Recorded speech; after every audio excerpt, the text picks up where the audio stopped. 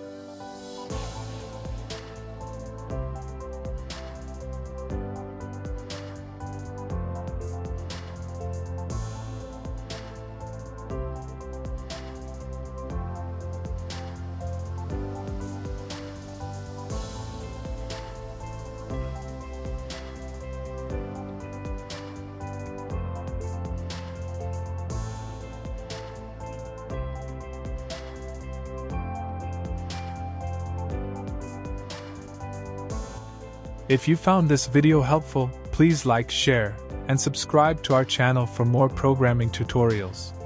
Stay tuned for our next video where we'll dive into more Java programming concepts. See you next time. Thank you for watching.